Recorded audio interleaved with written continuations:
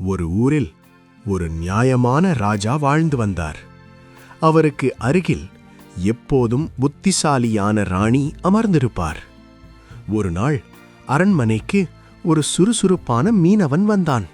அவன் கையில் ஒரு மிக அரிதான பெரிய மீன் இருந்தது. அந்த மீனை ராஜாவிடம் கொடுத்து, மகாராஜா, இந்த மீன் கடலில் அரிதாக கிடைக்கும் ஒன்று என்று பணிவுடன் சொன்னான். மகிழ்ந்த ராஜா 1000 பொற்காசுகள் கொடுத்தார். அந்த காசுகளை வாங்கும்போது ஒரு பொற்காசு கீழே விழுந்து உருண்டு ஓடியது. மீனவன் உடனே, "ஏ, நில்லு!" என்று சொல்லிக்கொண்டே ஓடி அந்த காசை எடுத்துக்கொண்டான். இதையெல்லாம் பார்த்து கொண்டிருந்த ராணி ராஜாவின் காதருகில் மெதுவாக சொன்னாள், "ஒரே ஒரு காசுக்காக இவ்வளவு அவசரம்? இவனுக்கு இவ்வளவு பொற்காசுகள் தேவையா?" ராஜா சிரித்தபடி மீனவனை கேட்டார், "ஒரே ஒரு பொற்காசுக்காக இவ்வளவு ஓட்டம்?"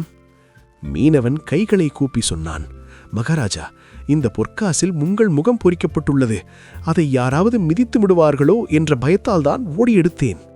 இதை கேட்ட ராஜா மகிழ்ச்சியுடன் சிரித்து, "செல்வத்தை விட மரியாதையை மதிப்பவன் உண்மையான செல்வந்தன்" என்று கூறி அந்த மீனவனுக்கு மேலும் 10,000 பொற்காசுகள் வழங்கினார். பணம் பெரியதல்ல, மரியாதை பெரியது.